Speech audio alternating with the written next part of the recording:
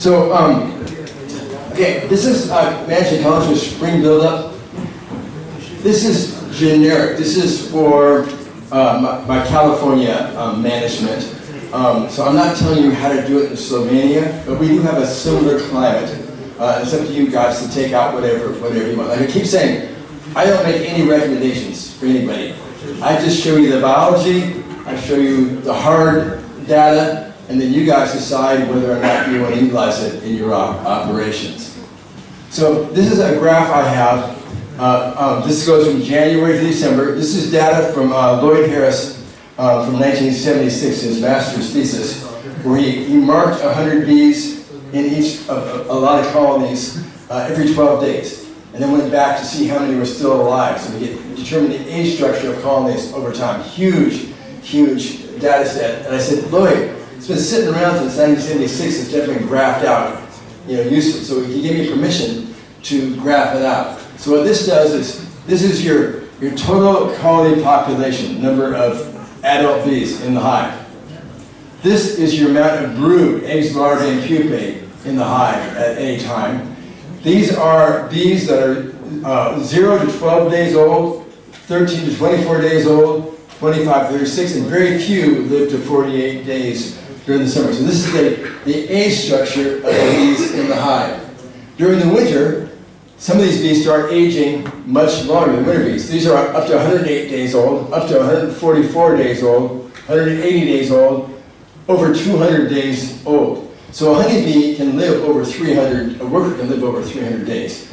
Okay, if they're not flying. When they start flying, then they very rapidly age and die. So you can see the age structure. This time of year, you got a whole bunch of teenagers. This time of year, you have a whole bunch of old geriatric bees at that time. So what we're talking about for spring buildup is this period of time. From the transition of these winter bees, these long-lived winter bees, to this, all this new bees that are reared in the spring. So this is our timing here.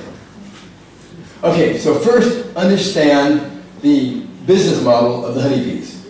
There's two main goals. These two main goals are, one, the reason they're called honeybees is honey is everything to them.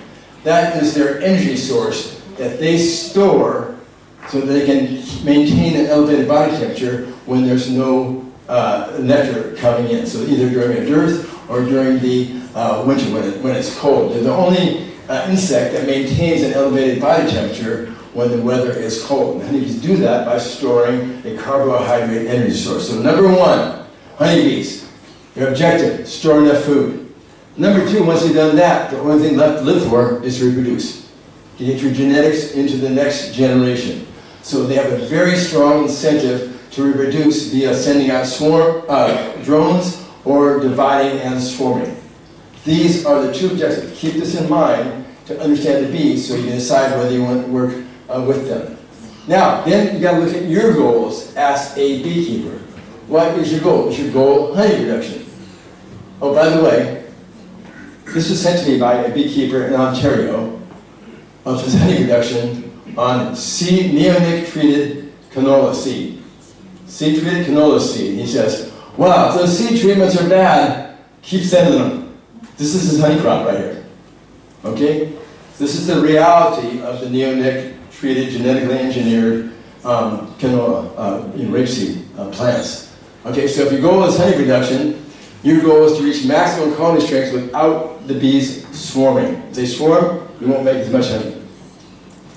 Another goal, here's us making nukes right here, our assembly line. So if your goal is to sell bees, then again, you want to have them as strong as possible and then to split them before they swarm. So here's your challenge.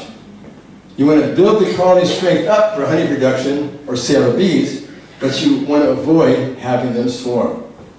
Okay, so now you understand the two goals. So everything you do in your management now is based upon trying to balance those two things. So it's all about timing and working around the weather. So I did a 3 years, season 1, 2, and 3, colony population, and this would be your nectar and pollen flow here. This is with mine for Sierra Nevada. I don't put any dates on there. The reason there's no dates is that bees don't care about dates. They don't care about food period. They don't care how long the day is. I was visited Australia on the winter solstice, the shortest day of the year, and the bees were on a full tilt, nectar and pollen flow, drawing comb, growing up and putting on honey on the shortest day of the year. It's not about day length. It's all about food availability. So if it's warm enough to fly, they will be going into build-up mode. So the honeybee colony goes through 4 phases per year. When pollen and nectar become available, they go through the build-up phase to get the population up. Once the population reaches near peak, they go into the reproduction phase. That's swarming then. Then they recover from reproduction and they go into the honey-gathering, the food storage phase. Once that's over, they go into the dearth phase, so wintertime for honeybees in Mexico happens in July and August. That's their winter, and the bees go into quit brood rearing. Their spring starts in September, October, when it rains and the plants start blooming. So it's not about day length or time of year, it's all about the availability of food. So that's why there's no dates on this graph at all. So let's start with the winter cluster. This is my place. This is when we used to get snow. This is 2009. This would be what it would look like in the winter. We do actually, when we go home, it's going to look like this. Isn't it? We got a good snow. Actually it's snowing today there, I believe, yeah. Okay, so I shifted the dates on this graph. So you can see these long-lived winter bees, there's very little attrition of them. Look at this, the population of the colony stays pretty constant. What we're finding, though, is that to do that, they generally have to rear a little bit of brood during the winter. We're not quite clear on that, whether it's for water balance. One of the ways the bees can deal with excess water, if they start to feel like they might get dysentery, is you convert that water in your gut into jelly to feed larvae. That's the easiest way for the worker bees, if their guts are distended with water, to get rid of that. They can reabsorb that water, put it into jelly, feed the larvae, and get rid of that water if they can't fly out to poop. So raising larvae is a way to avoid having to fly out in the snow to poop.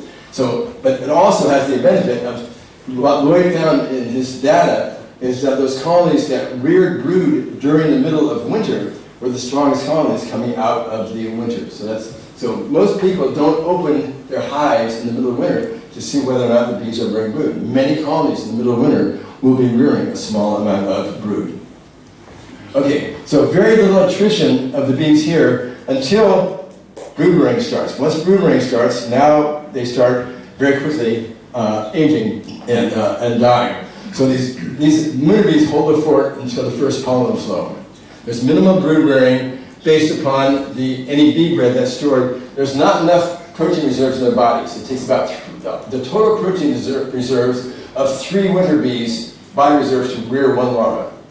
So you're not going to rear very many larvae on your body reserves. That's why it's critical to take your colony into the winter with bee bread in the colony. So stored pollen, that's very, very important. So they can maintain their protein level during the winter and initiate some brood rearing on that stored pollen. And then the initiation of brood rearing, this is the alder trees, which would be almas, which would be our first pollen source in January in my area. And that's the cue, the alder pollen coming in.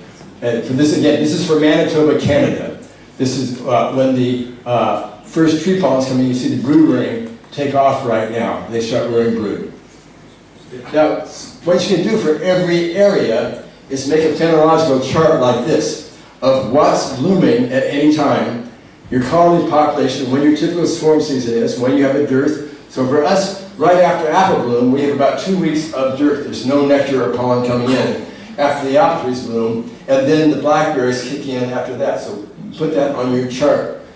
And then when your main honey flow is, this is a toxic plant. So we have a toxic plant in California that can cause problems with the bees right there. Then we get our honeydew coming in, then our dearth right here, and then some fall blooms right here. Now, once you've made this chart, you overlay your management plan, working everything backwards from your goal. So you count backwards from when you want to have your peak population or when you want to get to swarm population, working backwards, and when you should put in prevent swarming right here, Do you need to feed syrup or protein, avoiding starvation right here?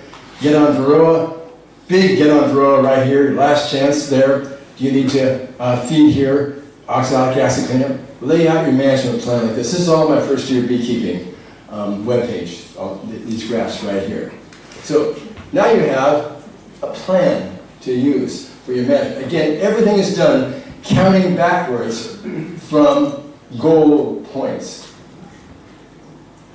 Understand, everybody thinks the queen is the most special bee in the hive. She is the only ordinary female bee in the hive. She's simply a reproductive hymenoptera female. The special bees in the hive are the non-reproductive females, the workers. They're the unusual ones. They're the special ones. The queen, there's nothing special about the queen bee. It's the nurse bees and who rear their sisters, because the mother does not care for her babies at all. The sisters care for the babies, okay? And they run the show. The queen has almost no power.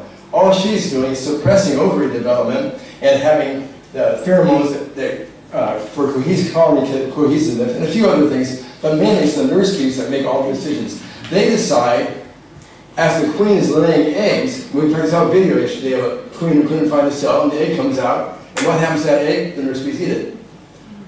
Whether the nurse bees decide whether they are going to consume that egg or feed it when it happens. That's the nurse bee decision. The nurse bees make most all the decisions in the hive. So you got to pay attention to the nurse bees in your management.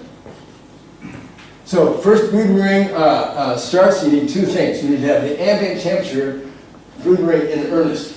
It has to be warm enough. So you're talking, maybe 5 degrees C or so. At that point, the cluster can start to expand. They can start to warm up the brood nest. When it's much colder than that, it's too hard to warm up the brood nest. So first you need the ambient temperature, and then you need incoming pollen, fresh incoming pollen placed next to the brood. That tells the nurse bees there's a pollen flow on. The nurse bees don't fly outside. You need to have the foragers come back, and they can't talk to the nurse bees, so they say, here's some fresh pollen right here. Time for you to rear brood. So understand that keys them. And then you need this jelly production. This is the key thing right here. This is the thing that I have learned, one of the most important things in bee management. When we first started learning about vitellogenin and the commercial beekeepers said, wow, we need a strip like a pregnancy test strip, we can determine the vitellogenin levels of the bees. And I go, you guys, you've got it right in front of you. You simply look at the second instar larvae and see how much jelly the nurses are putting on the second instar larvae, not the first instar larvae. So they on their second day of life, a colony with adequate nutrition, they will put jelly from wall to wall. If there's less inadequate nutrition, they will start cutting back on the amount of jelly around those larvae. They'll still emerge, grow to be an adult bee, but that adult bee will not be the same as one that was fed optimally. That bee will start foraging earlier in life than one that was fed adequately. So we monitor the jelly, but if they're not producing jelly, then we will give them more protein. So in order to maintain buildup, they need unbroken incoming pollen to maintain, and that pollen needs to be placed in the center of the brood nest. So I was thinking last night in your Slovenian hives, we can put a pollen caddy between the two brood chambers, the Langstroth, so the brood nest is split up and down. You guys are going to have a problem, but you can take a frame of drawn comb, pack it full of pollen. We do this for queen rearing. We tip it flat, pour in granulated frozen pollen, spray some sugar syrup on it, and slide that in, and then the nurse bees will have that pollen right there, and then next to it, they will rear brood. So you may want to do that, figure out a way to do that with pollen substitute, to slide one into the middle of your Slovenian hives, the middle of the brood nest, to stimulate the nurse bees to rear brood. But the closer to the, okay, well here's a study right here. Here is your nurse bee response to pollen based upon distance. This is your distance from, they put it on the top bars, of how many inches away, I changed it from centimeters to inches for the American audience, and now I should have given the centimeters. So this would be 2.5 centimeters right there. The number of bees on it in 60 seconds. You can see the further from the nurse bees, the less they are interested in the pollen. So it's really important to get it right as close as you can to the center of the brood nest. This pollen out here is non-stimulatory. The fermented bee bread does not encourage the nurse bees to reproduce at all. That's reserve only. If you want to stimulate the nurse bees, they have to have pollen. Can we see that pollen right there? That pollen right there? That's where the foragers are putting it right as the brood emerges, and that tells the nurse bees the pollen flow is still on, and that would be consumed that day. The nurses prefer. You read about people saying, oh, it has to be fermented, you know, to get good nutrition. No. The nurse bees prefer freshly gathered pollen to fermented pollen any time. Okay? They don't need to ever ferment it in any way to get full nutrition. Okay. It also requires a lot of moisture. Jelly is very, very moisture rich. And they have to get that moisture either from incoming nectar, or if it's cold, from condensation of moisture on the inside of the hive, or from the water foragers. Now, contrary to what you may think, if it starts raining, colonies get thirsty, really desperately thirsty, because they don't have the programming to step out in the porch and drink water. They depend upon the water foragers to get it. And the water foragers want to go to their known water source. If you pay attention, go out in the morning or any time when the rain stops, and you'll see the water foragers coming out of the hive like crazy and not going to the water on the grass. They will fly to their favorite pond to get water and bring it back. So be aware, if it's raining, your colonies will be desperately thirsty, and you may want to feed live syrup while it's raining. Okay, that colony gets thirsty when it's raining. Okay, here's a picture of me treating my bees better than I treat my own children. These are my sons growing up. And if it's raining in the springtime, boys, put on your foul weather gear. We're going to work in the rain all day in the bees. Some days in California, we work 30 days in a row wearing foul weather gear, working in the rain and snow in our bees. And people say, you guys, you're out feeding your bees when it's raining and snowing? I said, well, duh. When it's warm and sunny, they feed themselves. It's your job as a beekeeper, when they can't feed themselves, to feed your bees. So we work in rain gear up to a month straight in the springtime if it's raining. There's no, in our operation, we're going to do the job every day, regardless of the weather. All we do is change our clothes to different clothing. But there's going to be a job. We're going to do it. It doesn't make any difference if it's raining or snowing. We are not fair weather beekeepers. We don't care about what the weather is. If there's a job to do, you're out there working in rain gear and get the job done. There's the possible advantage of using soft patties placed between the brood chambers. I think I showed this the other day, so we can squeeze up, getting very close to the nurse bees. And then, again, light syrup if there's no nectar flow on, to allow them to produce the jelly to feed the larvae.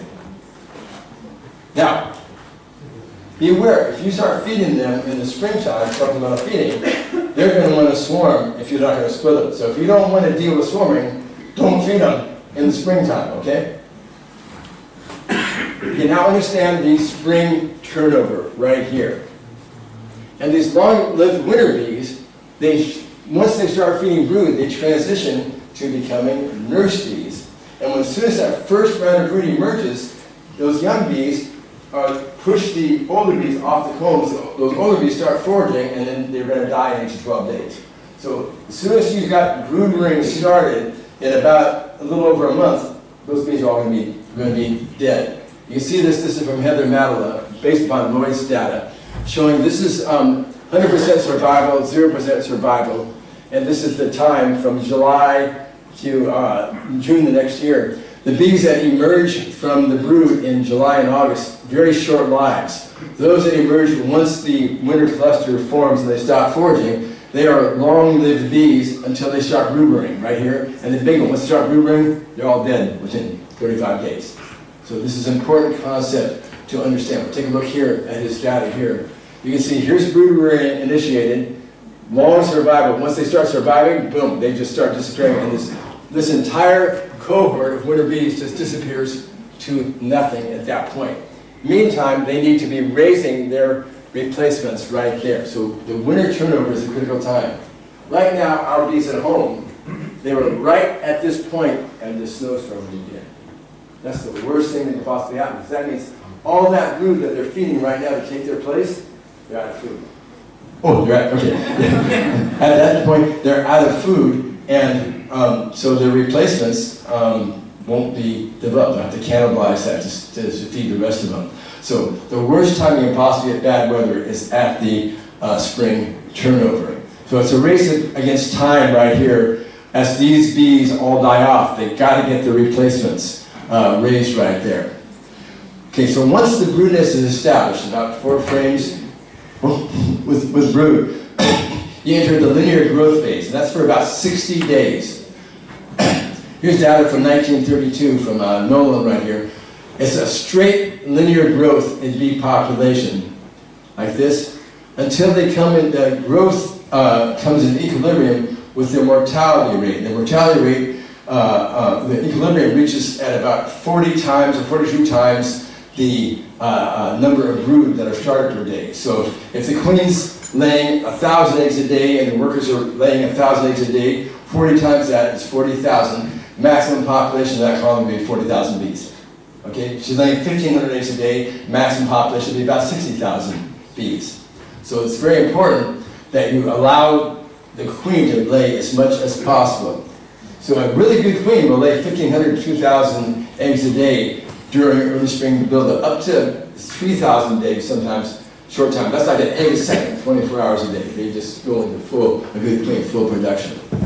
And here it is. You can see at the number of eggs per day what your colony population will turn out to be. Then here's the interesting figure here. I plotted out for colony population the net change in adult bees. So you can see during this growth mode, you're adding a net addition of about 500 bees per day. You've got about 1,000 bees a day dying of natural mortality. So you have 1,500 bees starting each day from the queen laying, so you have a net gain of about 500 bees. That means you're going to have about 1 additional Langstroth comb covered with bees every 4 to 5 days. That's your rate of colony growth during that linear build-up phase if you have a well-fed colony. Young queens are more productive. Unlike humans, where we know the females improve with age, in worker bees, that's not the case. The young queens are more productive than the older queens. Although you can get a second-year queen often performs very well. Okay, now understand that the queen's egg-laying rate, she only lays eggs in cells that are empty, prepared, and warm, the right temperature. So she can't lay outside the thermoregulated cluster. So in a small cluster, the queen can lay to her max in 4 days, and then she just has to sit there for another 18 days until some bees emerge in order for her to find an empty cell. That's why it's important. If you want to have a strong colony in spring, you have to go into the winter with a large cluster of bees so the queen is not constrained by the small cluster. She can't lay in a cold cell. And a queen can fill a full Langstroth frame full in 3 days. Okay? So you need it, so for her to be able to continue to lay for 21 days means you have to have a decent sized cluster to give her space. So a large cluster colony can grow faster than a small cluster. So that's why we almond pollinators, we go into the winter with a large cluster. We start our spring preparation in the autumn to make sure we have a large cluster going into the winter. The queen doesn't reach maximum egg laying rate until you've got 10 frames covered with bees. At that point, she can hit her maximum egg laying rate. That's your, so that should always be your goal if you want to have build-up to be at 10 frames. After that point, you start stealing bees because she's at her maximum egg laying rate typically in a 10-frame cluster if she's not plugged out with honey. Now you want to maintain the momentum of build-up. Just like a train going uphill, if it has to stop, it's really hard to get going again. You don't want that train to stop. You don't want that build-up to stop. That's why we're out working in the rain. Doing that to maintain that momentum. You want unbroken brood rearing for the 6 week lead time prior to when you want to have your bees going into the honey flow. Okay? You need immersed adults and adults emerging during that honey flow to take advantage of the honey flow. Yeah, my impression with the restriction on your local hives, I'm questioning whether you have enough bees to really take advantage of the honey flow. You need a large colony to take advantage. Now, during that period of time, as I said, the bees may not be storing any surplus. They may eat every bit of pollen overnight and wake up in the morning with zero pollen in the combs. But if the forage is bringing it in, they're living hand to mouth, and they're doing just fine with a rapid turnover of that pollen. And again, if it rains, within Quailshire from Germany, with using sprinklers, showed that within 45 minutes of the rain starting, the nurses start to cut back on the jelly. They respond immediately to weather by cutting back on the jelly to the brood. Okay? Keep this in mind, how responsive the nurses are to weather conditions. If you don't have rain gear in your beekeeping, well, you do it inside. We have to do it outside. You guys have the advantage. You're working inside. So here in Roy's data, when I made this chart, I thought, well, should I smooth out these curves right here? I said, no. Those are actual in the data, that the brood rearing had a dip right there. So what do? Go on the internet, you look up weather history, Manitoba, Canada, May 15th, 1976. I found that, and sure enough, a cold, rainy snowstorm blew in right here. And immediately, they reduced brood rearing, cannibalized some brood, and then recovered after that storm. So this is common. How about that dip? Hot weather. What's that? Hot weather. Oh, this is Canada. Rain. No. Wait, I didn't ask for guesses. I said. No rain. In August in Canada, that's the peak of the honey flow. Once the honey flow starts, there's no reason to rear brood. There's no place for brood. So the forage or the mid-age bees plug out all the cells with nectar and stop the queen from laying eggs. So we don't need any more mouths to feed. Okay, so that's normal. Okay, and a colony do that.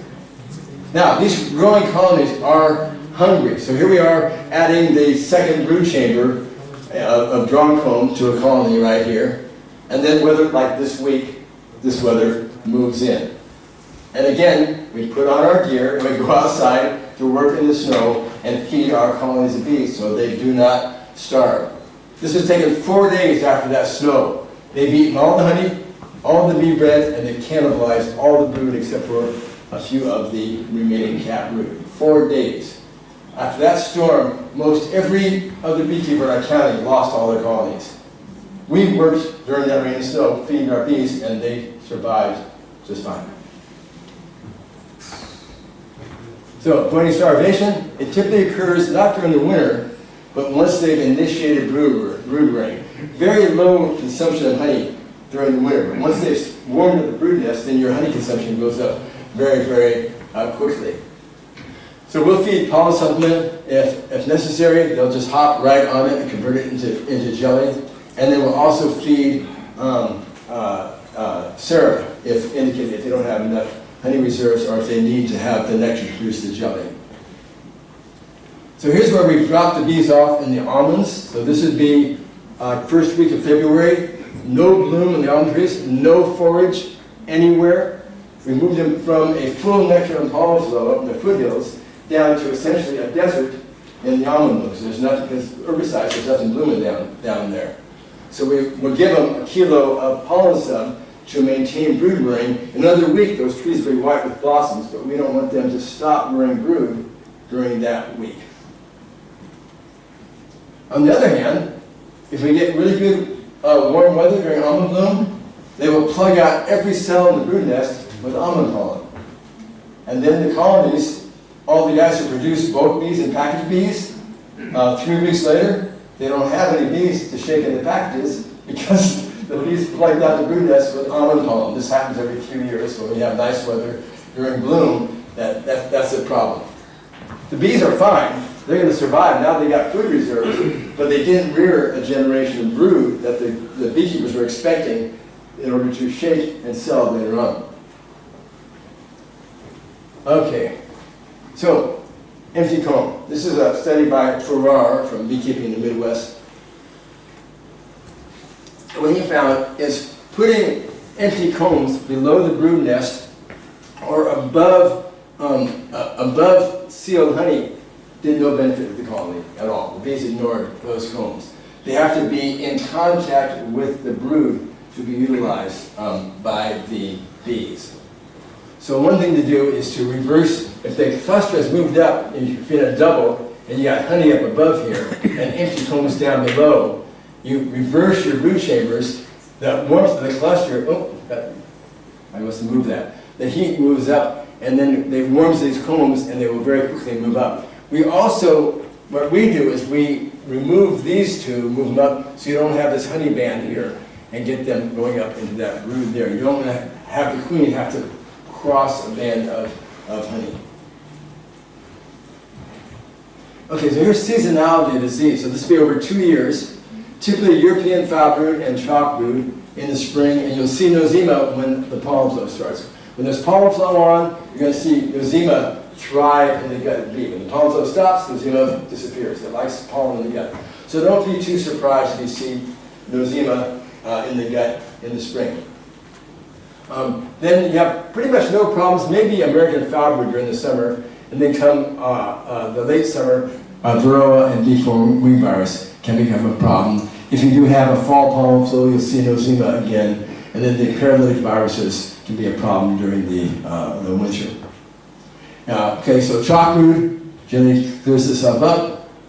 European foul brood, here you don't have European foul brood. This is a big problem in most areas, so we'll skip that one. Here's a common misconception. Beekeepers think that nosema causes dysentery. There is zero evidence that nosema ever caused dysentery. Plenty of evidence that it does not cause dysentery, especially the nosema ceranae. But there's no evidence ever that nosema apis causes dysentery. If the bees have dysentery, it will spread nosema spores and transmit nosema. But nosema doesn't cause the dysentery. For some reason, beekeepers don't read and researchers don't read the scientific literature. It was published in 1909, a massive study on nosema apis. And the conclusion was, no, it absolutely does not. The guy studied nosema apis for 9 years and showed definitively it does not cause dysentery. All the books are wrong on that. Yeah, I challenge you to find one piece of scientific evidence that's ever shown that nosema causes dysentery. Well, I doubt you're going to find it. You need to do microscopic confirmation. This would be nosema ceranae here, a little bit different shape than nosema apis. As long as you have a strong pollen flow on and a young queen, nosema is normally not a problem for colonies.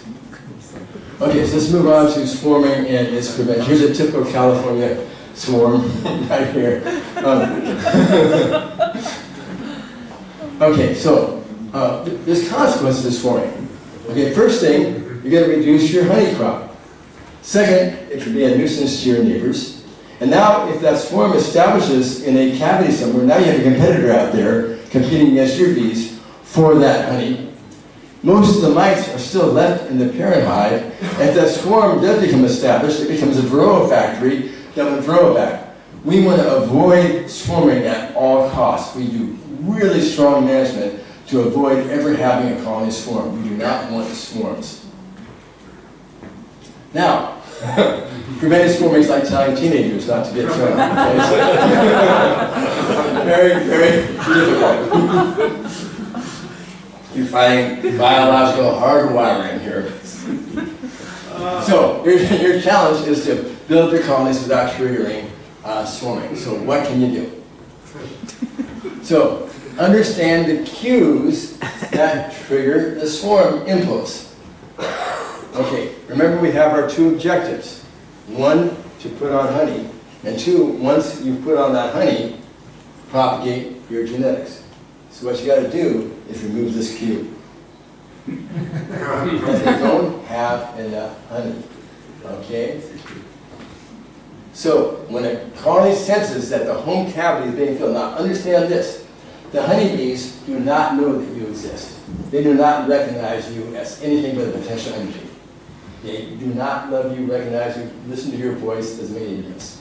Okay? They do not know that they're living in an AZ hive, or a Langstroth hive, or a Rory hive, or a top bar hive, or you painted pink or green.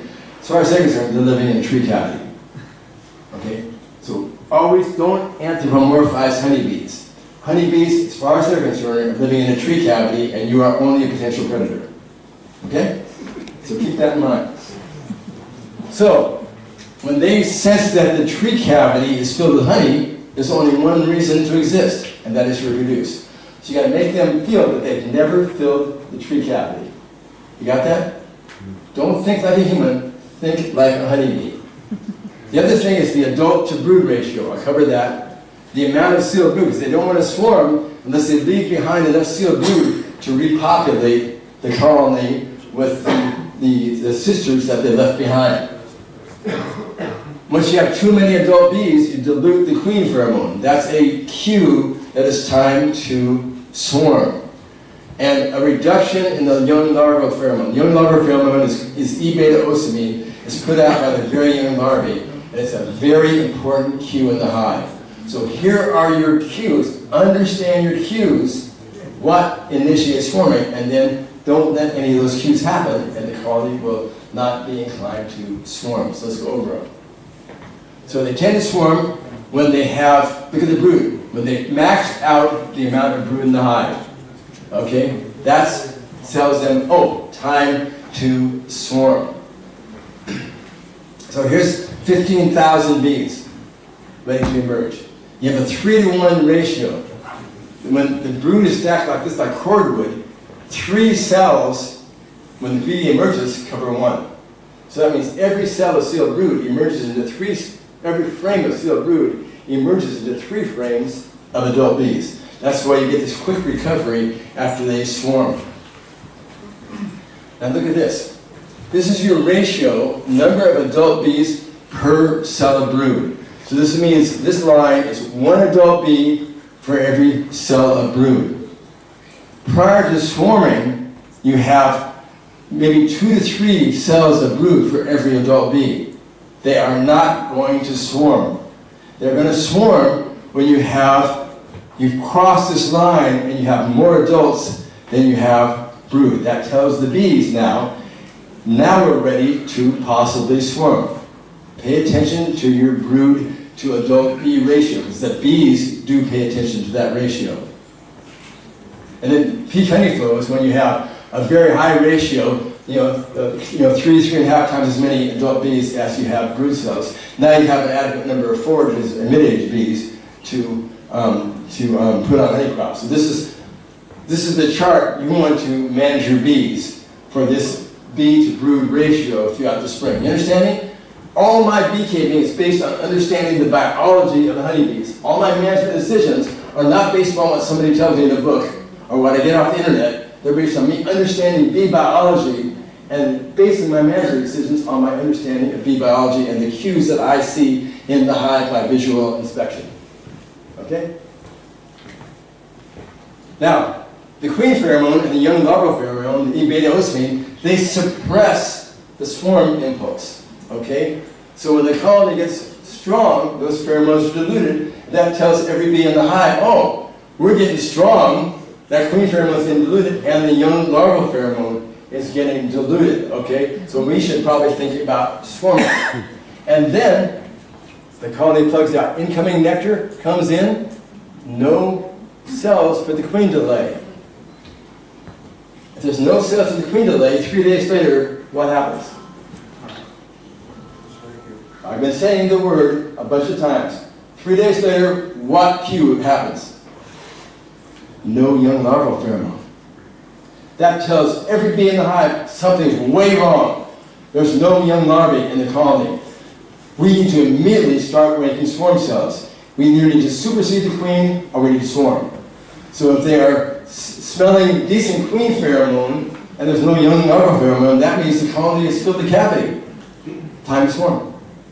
So you want to make sure that the colony never lacks young larval pheromone. Okay, you starting to think like a bee now? Think like a bee. Forget being a human. Understand how the bees live. They live in the darkness by their sense of smell.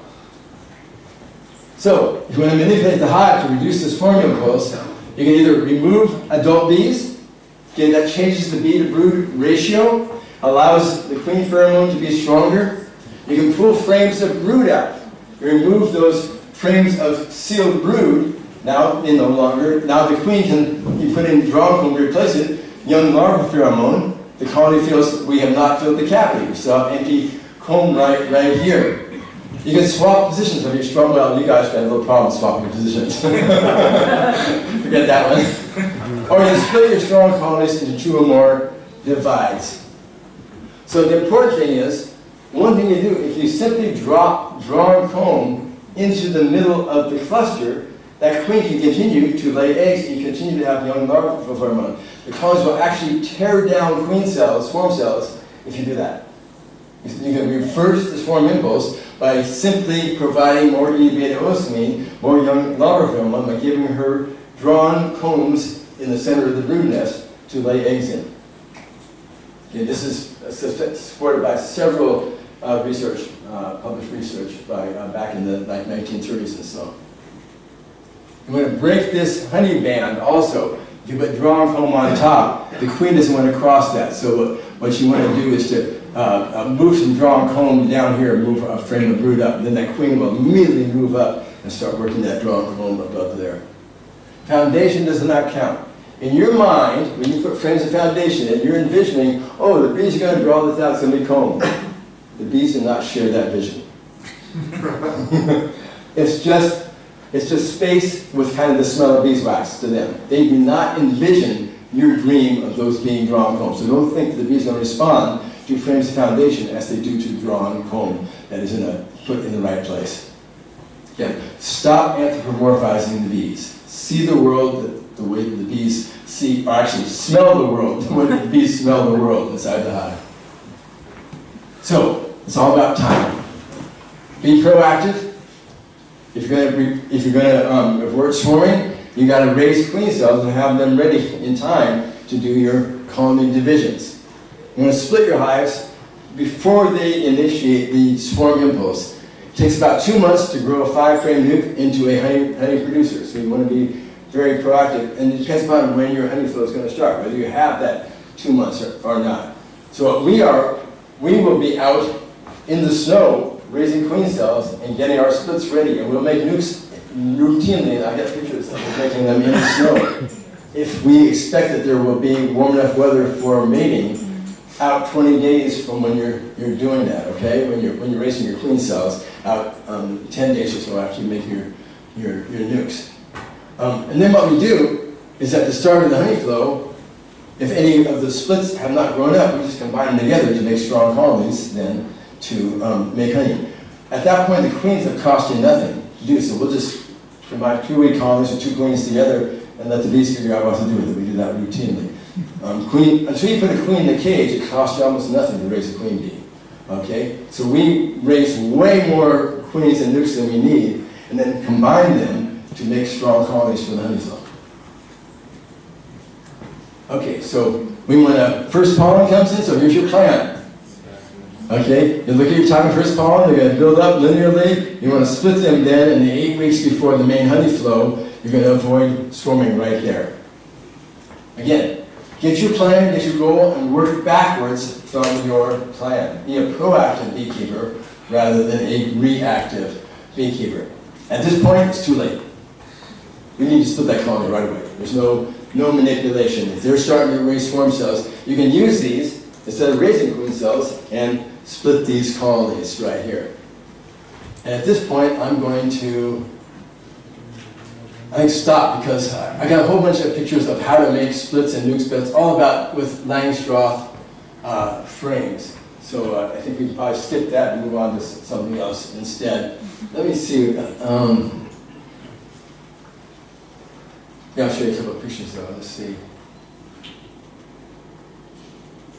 see, we got pictures of us making. Here's warm weather making nukes. So here's warm weather making nukes here. Here we're making nukes in the rain. Here we're making nukes in the snow. Okay, this is normal for us. This is nothing. We have folding tables we take out, and we just have an assembly line. We make Henry Ford proud. We make nukes at a very high rate of speed.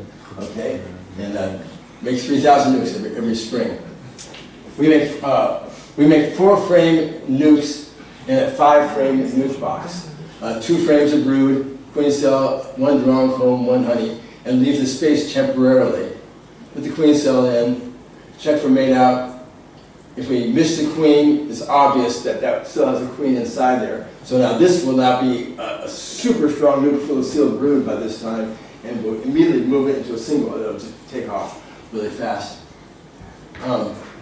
Signs that there's likely, you come back to some of these nukes that are made out, and you go, wow, I don't see any brood. But we'll say, oh, there's a queen there, we just can't see her. How do you tell? The bees, if they're forming a good cluster, they probably have a queen who hasn't started laying yet. If they're calm, not jittery, they seem happy, they probably have a queen there.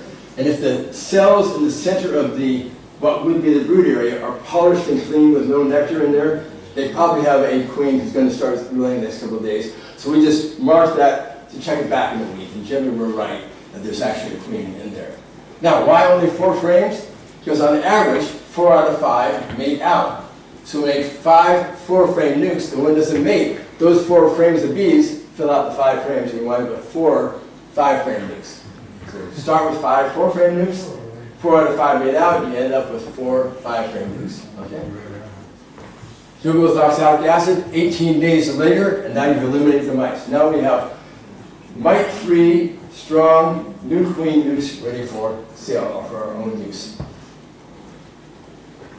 And for those of you who have not experienced, have not been queen rearing, you haven't enjoyed beekeeping until you have raised your own queens, and you pull out frames from your young daughters that look like this, and there's no joy like seeing, I raised this daughter right here. This is what makes beekeeping worthwhile right here.